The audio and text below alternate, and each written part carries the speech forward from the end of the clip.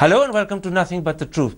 No doubt Rahul Gandhi came back to India on Thursday, but critical questions about his suitability as the next Congress president, as well as questions about the very future of the Congress party, are still crying out for answers. With me to tackle those issues is former Congress MP and one of the future leaders of the party, Sandeep Dikshit. Mr. Dikshit, let's start with the Congress party. No one would deny that Congress is going through a process of crisis. But what I want to ask you is, in your eyes, how serious is the problem? How serious is the predicament the party faces? Pretty serious. I would say, I can't say of 77 or many years before that, but to some extent of what happened in 1998, 99, that period and today. And I think we are as bad, perhaps even worse than what we were in 97, 98. But I would say I'm optimistic. But the reason I think we are clearly in a crisis is that it's in far many more states that we've actually lost substantial ground, and it does take a lot of effort to build a party block by block, or what you would say state by state.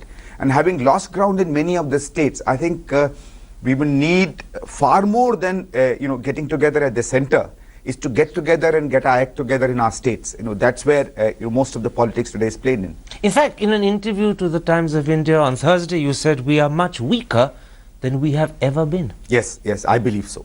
As I said, it's my limited memory, but I think that's what I believe. So in a sense, this is an existential sort of crisis Congress faces. I wouldn't put it that bad. I don't think it's existential. I don't think it's like a existential level event, what they call it. But I think it's something where getting back to the primary role that we played. I think getting back there, is our major fight, first of all. Now, at this time of crisis, what is the impact on the morale of party members? I know they must be concerned and worried, but how deep is their concern? How deep is their sense of worry and fear? I think it's pretty deep. But you see, but what I find very encouraging is that in this deep sense of worry, and you meet workers, I meet workers from my constituency and from elsewhere. In this deep sense of worry is this great desire to start doing something. And therefore, it's not despair. Let me put it that way. There is a great difference between, being demoralized and a sense of despair. Quite right. I accept that. That's not there. There's no sense of despair, but there's a great sense that they need to get on with it. They need to start recovery. Yes. Now, given that the party feels you need to start recovery, what was the impact on party sentiment and morale when Rahul Gandhi suddenly disappeared?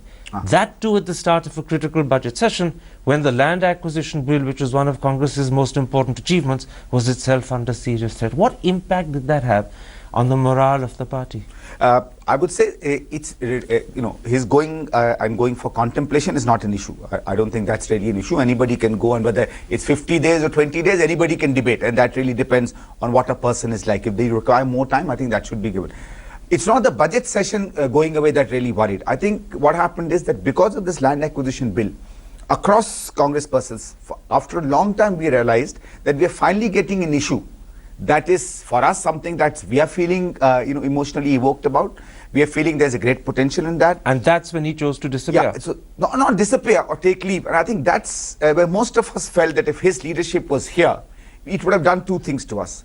One, put him at the place of primacy as a great opposition leader, right? And B, because he was attached to the land acquisition bill, it would have given Congress and all of us a much greater chance to re-emphasize to the people of India that here is a leader who spoke about you, and when something is being done against you, he's back there for you. So Rahul's absence had two consequences. One, the timing was wrong. Yes. And secondly, it meant that the nature of the fight that you were putting up was weaker than it would have been had he been there. Let me not put it that way. Let me say we lost a great opportunity. Lost a great opportunity. Lost a great opportunity to establish yourself as a great opposition leader. And these opportunities don't come that often, right? So that was actually a real problem, because Congress now needs opportunities. Yes. And if you lose good opportunities, then you're giving yourself a severe disadvantage. Yes, truly so. And I feel bad because this is a bill all of us did relate it with Mr. Gandhi. Even his biggest critics said that no, it was Bhatta Parsol, it was Rahul Gandhi put together that led to this So bill. he should have had a personal stake in it, and yet I believe so. Yet, despite that, he wasn't there. Yeah, so it's a sense of disappointment with people. We wish he was there. Did Rahul's behavior, or more importantly, did Rahul's absence raise questions about either his judgment or his commitment? No, not so. At all? No, I don't think people are questioning it that way. See, we look at it more organizationally also, and in terms of opportunities. And I think most of it felt that, he was a great opportunity we missed. So it's not that we are judging anybody with any other adjectives or verbs. I think it's just that it's unfortunate that we missed this opportunity. We hope it had been taken on heads on. And just see, the way Mrs. Gandhi took that walk to the president's Well, exactly. House. In fact, I was going to come to that because in Rahul's absence, two things happened. First, Mrs. Gandhi galvanized 14 opposition parties who readily accepted her leadership on the issue of the land acquisition amendments, marched behind her to the president's house. And many people in Congress asked, if Rahul Gandhi had been president of Congress instead of Sonia, would the opposition have rallied behind him the way they rallied behind Sonia? What's your answer to that question? I can't really say that. I can't really say whether it would have had the same impact as Mrs. Gandhi did. Please remember, Mrs. Gandhi is senior. She's spent many more years with senior opposition leaders. And in today's circumstances, you can't be a principal leader of the opposition. You can be a first among equals when you're talking about other political parties. She is recognized. She is very clearly a first among equals. He may not be. Perhaps not, as of today, because obviously he's younger, he's not been a party president, therefore he's not equated with others as one party president to another. A lot of these things make a difference. So in the circumstances of today, her being party president gives Congress a huge advantage, which wouldn't happen if Rahul was party president. Yeah, in this aspect, yes, absolutely. As somebody who would probably be that little, top of a phalanx which will lead an opposition. She can be, he won't be. She is.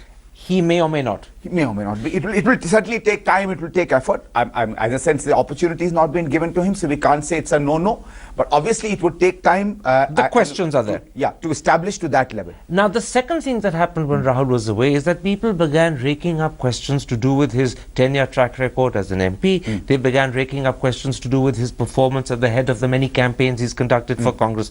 And the answer most people came up with was that Rahul is still learning. Some actually went stronger and said Rahul has a lot to learn. Would you agree Rahul is still learning? I mean, it's quite clearly. I think he himself states that. I don't think anywhere he has made a statement. If you actually see his performance and take out all the prejudices or lenses with which we very often see him, I think he's very clearly given this message. Even when he spoke in Jaipur, he spoke in Delhi in the Boradi conference, he's constantly said that he's learning. There are ideas in his minds which are rooted in Congress philosophy and he's trying to implement them. And each time he kind of reiterates and finds himself doing perhaps something better than what he did earlier. But he is still learning. That's the key thing. He is still learning. I think he says that himself. It's not something only just we say.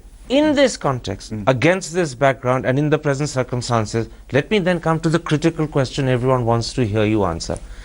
Do you believe today Congress needs a new party president, or do you believe Sonia Gandhi should continue for at least 3-4 years? I personally believe that she should continue for 3-4 years, or longer or less. I can't say the period exactly, because you see, but she should continue. Yes, and my belief is also rooted in the context of today. We started with saying that Congress is perhaps facing some of its toughest moments today. The battle ahead is very strong.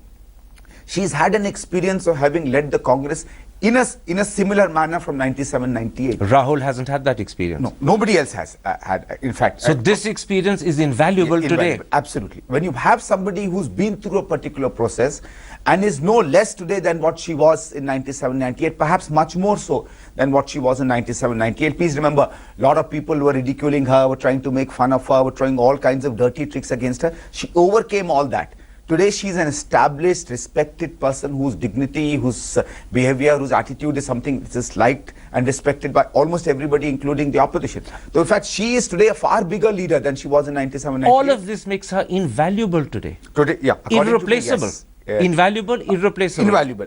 Nobody is irreplaceable in a period, but I think today she is irreplaceable. She's our best bet. She's our best general. I'm just going to repeat this because I think it's so critical and so important. What you're really saying is that at this moment in time, Rahul would be the wrong person to become party president. Sonia is the best person you have. Again, I'm saying not saying it's the wrong person. She's the best bet. Doesn't mean that other bets are are worse off or something like that. But as of today, see somebody, it's like when you got a particular pretty bad pitch.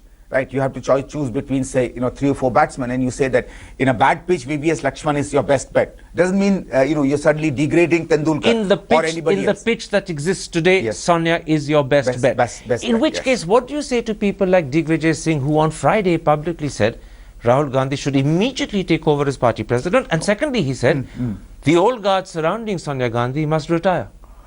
There is a point of view, and this has been going on for a while. I have no real issues with that. But you disagree. I disagree.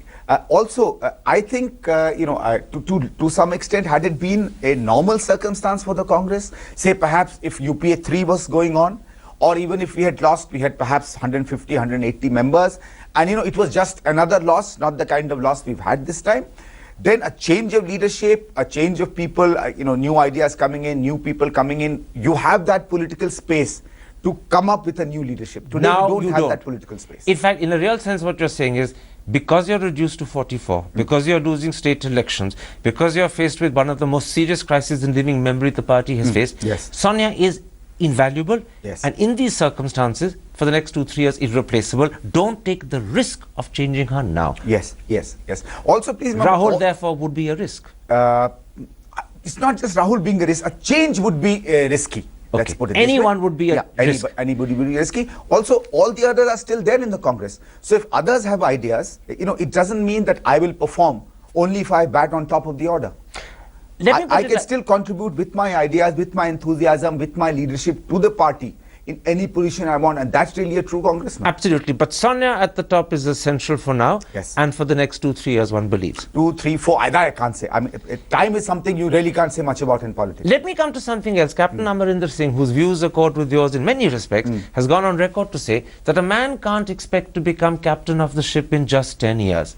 To many, that suggests that Rahul needs to prove, I'm not sure whether prove is the correct word, he needs to show, both to the party and perhaps more importantly to himself, that he has the talent, the skills and whatever else is required to be Congress president. Would you agree that he needs to demonstrate it? I think Mr. Amarinder Singh spoke with a sense of seniority. He's a senior leader, so perhaps he looks at Rahulji and others, in a different light. So I wouldn't go to that extent to say. But, I would say that, the skills and capabilities, at least I believe, which are a set of his skills and capabilities, are today something that the Congress needs in its organization. I think his ideas about democratization are something that's exciting us. Some of his ideas, occasionally we've spoken to him and we've heard it through different quarters of the way he wants to reorganize some of our sections, get our link up back with different types and kinds of people. The very interesting thing in which I think nobody caught, if you remember prior to the elections, he started meeting people of different classes and economic qualification rather than the usual standard. Organizationally, he's essential. Yeah, so I think somewhere he's thinking differently. But to bring that into the core of the party, I think in one sense, let Mrs. Gandhi handle us politically, lead us in the battles in which we need a pure political fight to happen. And when you have better ideas, let that happen in a manner in which it goes on simultaneously with this, but does not rock the ship, because this is not a time to rock us. Most of us are comfortable in the old manner in which we are working. You suddenly make us change, maybe we'll get weakened for a while. So in other words, this is also not the time for a dramatic, possibly disruptive overhaul of the party. Yes, I believe so. Organizational change must continue, but slowly, steadily, under the full leadership of Sonia Gandhi, who remains the political face of the party. Yes. One other quick question. At the moment, many people say that if you look at the sort of state elections that are likely to happen, Bihar, Tamil Nadu, West Bengal, UP, possibly even Assam, Congress is not going to do extremely well. The real theatre where you have to challenge Mr. Modi is not likely to be the electoral field, but in Parliament. That's where people say Rahul's at his weakest. In his absence, Mrs. Gandhi actually became extremely assertive and strong. Once again, is that another reason why Mrs. Gandhi must continue to be the cutting edge, the face, the apex of the party? No, I think that I don't relate that with her keeping the Congress presidentship with her. I think they are very separate issues. Performance in Parliament is something which, there are many others doing. And Rahulji has, never asserted himself in Parliament in the manner in which most of us believe a leader should, but I think that's his choice. I think he... A good choice or a bad choice? It's a choice. Let me not go into beyond that. I mean, very frankly, For example, was Mr. Narendra Modi a great legislator? I really don't know. Was he a great parliamentarian? I really don't know. So, in that sense, being a great parliamentarian, does it really also show that you have other leadership capabilities? I will not equate one. This is a virtue by itself. Some people have that and some don't. Rahul, unfortunately, doesn't. He doesn't. I will say he's not seized that opportunity the way perhaps most of us would like him to. But then that's our choice. I think he's chosen to do other things. I think he's chosen to take the bull of the Congress organization by the horns much before he does other things. My last question before I take a break. Sonia, you've repeatedly said is essential as Congress President for the next 2, 3, 4 years. What about concerns of age and health? She's already 68. She has been unwell. She may not be unwell any longer. But are those factors that you bear in mind, age and health? No, I think that's really for her to decide. I don't think age is an issue with her. May she, of course, have a great long life, as all of us wish her to be. But I don't think it's really so. She was, as we were told, a little unwell in between, but I don't think it's something that's really affecting her performance. Obviously, she can't be as energetic as a 40, 45, 50-year-old person. But in today's world, I think it's how you appear, it's what you state, it's the moment you seize. That's very important. And those are knacks she has. Rather than a 100-kilometer walk, a 1-kilometer walk from Parliament to Rashtrapati Bhavan did more to energize the Congress than any other Padyatra could. Let's take a break there, Mr. Dikshit. When I come back, I want to talk to you about what your critics say in response to the sort of interviews you're giving me, as well as I want to ask you, do you represent simply a handful within the Congress, or do you represent the silent majority? You made it clear that your views are that Sonia Gandhi needs to continue as party president for the next 2, 3 years. This is not the right time for Rahul to take over. Your critics turn around and say that you're only saying this because Rahul Gandhi appointed Ajay Markan as president of the Delhi Pradesh Congress Committee. Markan is your rival. You don't like his appointment. This is your anguish, maybe your anger speaking out, nothing more. No, I've also heard this, and I thought as much. And I think it's really insulting my intelligence, people saying that. I don't even care about these comments. I don't think they are related in any sense. I've said things that I wanted to. I made certain statements about deadwood in the party and different changes long time before that. I've always been forthright in what I said even before. In fact, so Ajay Markan becoming DPCC president doesn't affect you? I don't. You see, whether you like a particular person or you don't like a particular person, or you've had a particular history with a person or not had a particular history with a person, is only momentary in politics.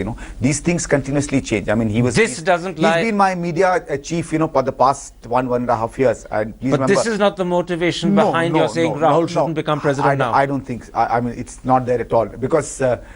Please remember, it's not just Mr. Gandhi who appoints somebody. Mrs. Gandhi also has a role. So, that's like you can turn back and say, why am I supporting one versus the other? And it's actually under her signature that somebody becomes. I think it's a very trivial and a silly accusation. The other point your critics make is that this sort of talk, which they say is pitting Rahul against Sonia, son against mother, is actually dividing the Congress party just when the Congress party needs unity. That you're creating fissures just when, in fact, you should be creating bonds. In fact, it's the opposite. I think it's the exact opposite. First of all, am I supporting and talking of Mrs. Gandhi is not versus anybody else. It doesn't matter who the other alternative is. And I haven't even heard of... Except that everyone knows the alternative is Rahul. Yeah, that is different. That would be a circumstance as and when it will come. But, we've only heard of rumors about the fact that there may be a change. There is no definite move. Otherwise, normally, you would really speak about... But the way you're speaking scotches any hope of change, or at least you're trying to scotch any hope of change. No, I'm not. I don't want to scotch any hope of change. I want to hope for what I believe is the best for the Congress. Which is Sonia continuing. Yeah, her continuing. And not a disruptive change. I won't say it's not a disruptive change. It brings in an element of pausing for the party when it should be fighting politically much more. And the other changes can continue with her leadership. So you don't think the sort of interviews you're giving me is creating fissures, creating divisions? No, I don't think. It would be, people want to see it that way, then I think it's sad. Because, I think we must grow up and find out them, and there are points of view which are stated in a manner in which they are stated with a sense of love for your party. I think they should be taken to be that. You may not believe me, you may not accept what I want, no problem. I can be a minority of just one. But in fact, that's what I want to ask you now. Clearly, Captain Amarinder Singh's views on this subject of Sonia, Rahul, the Congress's future accord with yours. The newspapers suggest that there are many others whose views accord with yours. People like Ambika Soni, Veerappa Moily, Gurudas Kamath, possibly K.V. Thomas. But the question is this. Are all of you just a handful of people, or do you voice the views of the silent majority? Which is it? Okay, about 5-6 months ago, when all of us were feeling very worried about naturally what's happening in the Congress and things like that, I started meeting a lot of people. Sitting in Delhi, you have this great advantage of going, meeting, chatting with somebody, spending some time. And what I'm actually saying today is not just the view of Sandeep Dikshit. Sandeep Dikshit didn't think like this 5 to 6 months ago. I think I absorbed from a lot of my seniors, from very... Seniors as well? Yes, seniors as well, as of course a lot of my colleagues, and I won't name them, and they're not, please, when I say seniors or colleagues, they're not the standard set of names you would automatically attach to me, just because we all speak English. It's a wide range of people. Wider range of people. Almost everybody said this, that's when I started thinking that, in a time when there may be a possibility of a change, some people are speaking of change, are we doing the right thing? I can tell you with all the sincerity that I have, and whatever little, I can say, that I'm actually speaking with that belief in my mind. And almost, Karanji, almost all the people I have met, except for one or two who say, well, if change has to come, it's inevitable. They're not saying it with a sense of disappointment, with a sense that, okay, let's... Acceptance. Almost all of them are saying that it would be better if Mrs. Gandhi continues as the Congress president right now. In an interview to the Times of India on Thursday, you said that 97 or 98% of the party think like me. Are you really sure it's as high as that? Yes. 98%? Yes, I would say that. So you represent not just the silent majority, you represent the preponderant proportion of the Congress party. I believe so. I may be wrong, but I believe so. At least all the people I've met, nobody's given me, anything to think otherwise. I'm just going to clarify this because I think it's so important. 98% of Congress, regardless of whether they have the courage like you to speak out or whether for circumstances they are silent, but 98% of Congress wants Sonia Gandhi to continue for 2 or 3 years as president. They believe this is not the right time for Rahul to take over. That time will come later. They believe it's not the time for anybody to take over or that kind of a change to come. It should be more gradual. Today she's performing adequately. And please remember, a lot of that started happening from the day Mrs. Gandhi came out and led the march to Dr. Manmohan Singh's house. In a very real sense, that act of assertiveness convinced people we need her. That fortnight was something that made all of us think. A fortnight which started with Dr. Manmohan Singh and ended with the President March. In these circumstances, what would happen if your views, and I'll add, the views of 98% of the party, you say, are ignored, and sometime in 2015, Rahul Gandhi takes over as party president? What would happen to the party? I think if that happens, as Amarinder Singh ji or somebody I was listening to was saying that, certain catastrophic events might take place, certainly not. No. Because all the people I've met and spoken to are also people who dearly love the Congress. And, as we're saying, she's our best choice, but if some other choice is given, I think we would all look and hope and see that, enough work is done to keep us strong. You're absolutely sure that if Rahul Gandhi becomes president... There may be a few who may make different noises, but I don't think... It's not noises. No. The party has split in the past. May it not split again? May it not split again? No, I don't think so. I don't think this time the party would split. No. So you're saying to me, even though 98% want Sonia to continue, if she chooses to hand over to her son in 2015, this 98% will just grit their teeth and accept it. Please remember, Karanji, I said in the very beginning, preference for her is not a preference versus anybody Absolutely. else. It's not voting for Karanji versus Sandeep. But if she chooses, for whatever reason, to hand over, whether to Rahul or X, Y or Z, and that's something 98% don't want, but if she does it, this 98% will grit their teeth and accept it. But they will accept it. I'm not saying that most of them, I won't grit my teeth. There'll be little thing, I'll miss Mrs. Gandhi. That's what I'll say. And, will there be deep disappointment and anguish in the party if that happens? No, I don't think so. So they'll just accept it and carry on? No, there will be a time when most people will pause. And I think if whoever is the next president, and if it's Rahul ji, they come out and, they have the same sense of...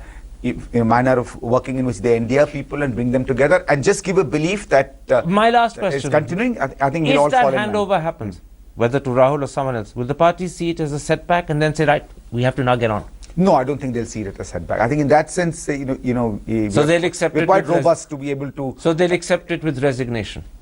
No, I wouldn't say it with resignation. I think they'll accept it as a change that some thought should have come later, but it has come sooner than we thought it should have come. Fair enough. So in other words, despite the fact they're saying to me 98% want Sonia to continue, if Sonia decides she's not going to continue, they will accept it. But also remember, it won't be just knowing Mrs. Gandhi from whatever little I know of her, and I've only seen her work as her chief whip. I believe, and I really so, that it's not something she takes a decision only herself. I think she's that sense much more of a leader who brings opinions together. So when she will do that, or whenever it happens, it will be something in which she would have considered it. She will ensure that the Congress is ready for something. It's in a manner in which she will ensure that that change is something that will in the long run be the best for Congress. Sandeep Dikshit, a pleasure talking to you. Thank you.